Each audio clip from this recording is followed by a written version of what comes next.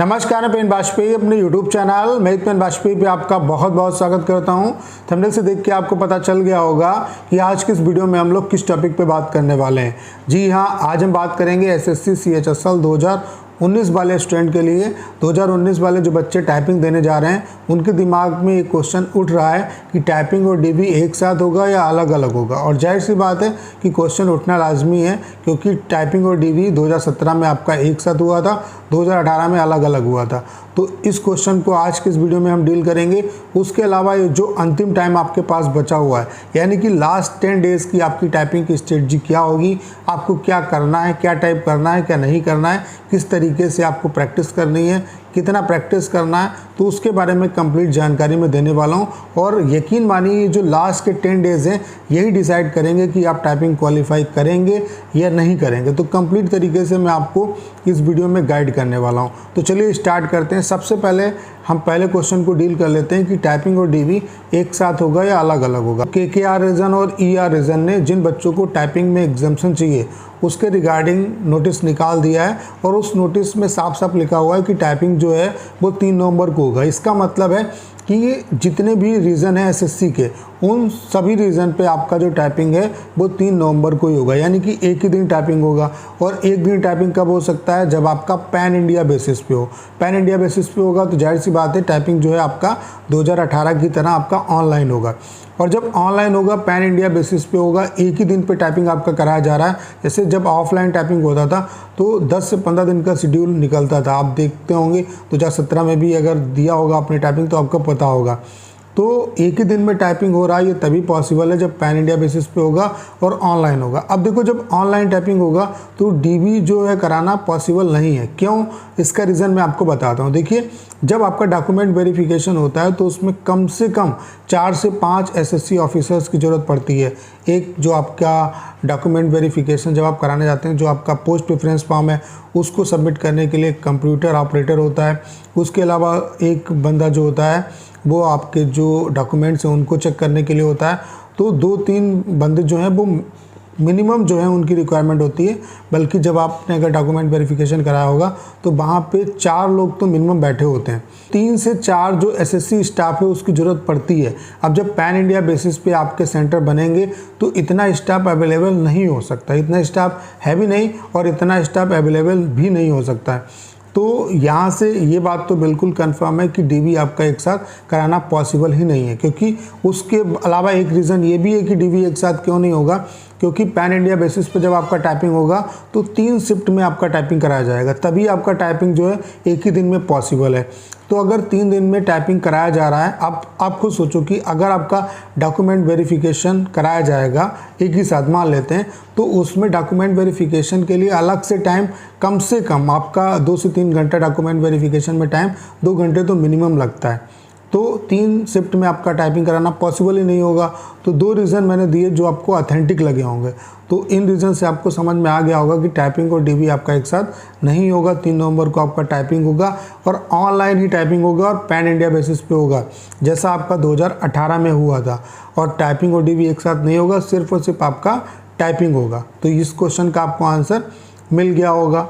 अब क्या ले जाना है क्या नहीं ले जाना है उसके रिगार्डिंग आपका एडमिट कार्ड 2 से 3 दिन में आपको उसका स्टेटस जो है वो पता चल जाएगा। उसके लिए आपको टेंशन लेने की ज़रूरत नहीं है। अब बात कर लेते हैं कि लास्ट के जो 10 डेज़ हैं उनमें आप क्या प्रैक्टिस करेंगे क्या नहीं करेंगे। और यकीन मानिए, ये जो लास्ट के 10 डेज़ हैं यही इंपॉर्टेंट है आपके लिए। देखिए, मुझे ऐसा लगता है कि टाइपिंग को क्वालिफाई करने में सबसे जो इम्पॉर्टेंट रोल प्ले करता है वो माइंडसेट करता है।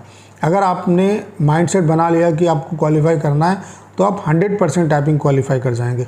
और मैं इस टाइम का सिनेरियो देख रहा हूँ कि हर एक स्टूडेंट, अब उसमें हो सकता है कि यूट्यूबर्स का भी हाथ है कि कोई भी स्टूडेंट ये कॉन्फिडेंस ला ही नहीं पा रहा है कि उसका सिलेक्शन होगा या नहीं होगा। जिसके अच्छे मार्क्स हैं वो भी इस डाउट में है कि यार होगा सिलेक्शन या नहीं होगा, और जिसके कम मार्क्स हैं उसने तो अभी कोशिश करना ही छोड़ दिया है। तो मैं आपसे ये कहना चाहता हूँ कि अभी आप कैसे डिसाइड कर सकते हो कि आप क्वालिफाई करोगे या नहीं करोगे।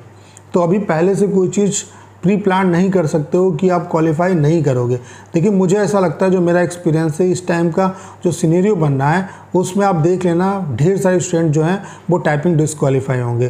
तो मैं आपको सिर्फ यही सलाह देना चाहता हूँ कि आप चाहे जितने भी आपके मार्क्स हों, आप टाइपिंग देने जाइए, क्योंकि फाइनल जो कट ऑफ है वो आपकी कई फैक्टर पर डिपेंड करेगी। अभी यहाँ पे कितने बच्चे टाइपिंग क्वालिफाई करते हैं, उसके अलावा कितने बच्चे डीबी कराते हैं, कितने CHSL 2018 के बच्चे हैं जो टाइपिंग देने नहीं जाते हैं, कितने ऐसे बच्चे हैं जो डीबी को स्किप करते हैं, उसके अलावा CGL 2019 वाले कितने हैं, CPO वाले कितने हैं। तो तमाम ये फैक्टर आपकी फाइनल कट ऑफ को अफेक्ट करेंगे। तो आप अभी से डिसाइड मत करिए कि आपका सिलेक्शन नहीं होगा।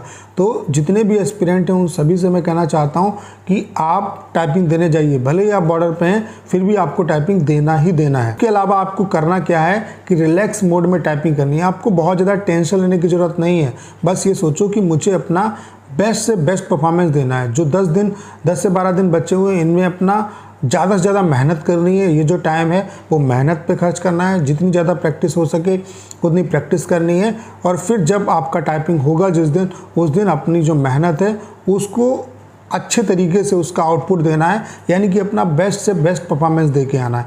देखिए, अगर आप टाइपिंग को क्वालिफाई करना चाहते हैं, ऑनलाइन टाइपिंग को क्वालिफाई करना चाहते हैं, तो आपको सिर्फ और सिर्फ 2 काम करने हैं।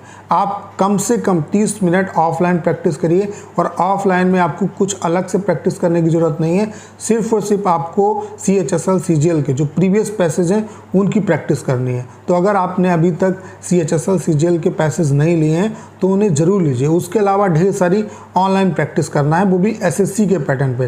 तो इसके लिए मैं आपको कंप्लीट टाइपिंग का पैकेज दे रहा हूँ, जिसमें मैं आपको 100+ CHSL CGL के पैसेज प्रोवाइड करा रहा हूँ, जो कि मैंने RTI के थ्रू निकाले हैं। वो आपको PDF के फॉर्म में दूंगा।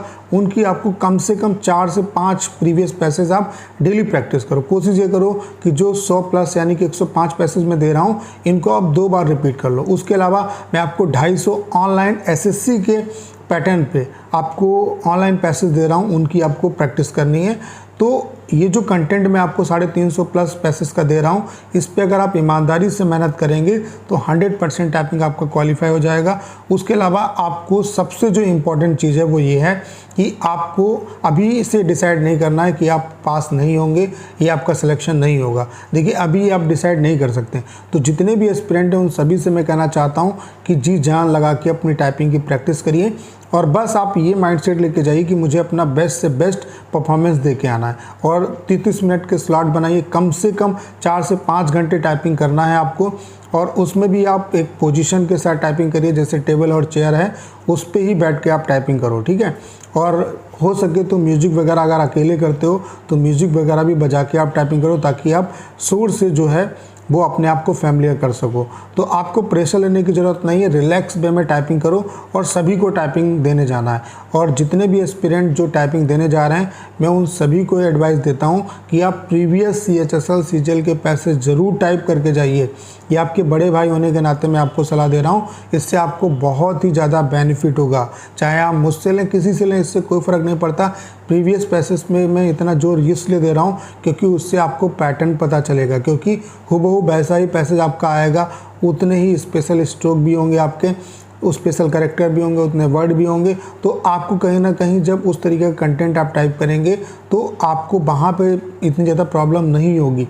और ज़्यादा आप फोकस जो है वो प्रीवियस पैसेज पे करिए। तो अभी तक आपने अगर प्रीवियस पैसेज CHSL CGL के नहीं लिए हैं तो स्क्रीन पे आपको नंबर दिख रहा होगा, नंबर है 6307185699। इस नंबर पे आप व्हाट्सएप पे मैसेज करिए, आपको इस कोर्स के रिगार्डिंग सारी इन्फॉर्मेशन दे दी जाएगी। तो जो भी बातें मैंने आपके साथ डिस्कस की, उम्मीद है कि अगर आपने वीडियो को अंत तक देखा होगा तो दोनों बातों के आपको जवाब मिल पाए होंगे। करना क्या है, इस वीडियो को ज़्यादा से ज़्यादा शेयर करना है ताकि एक राइट कंटेंट ज़्यादा स्टूडेंट तक पहुंच सके।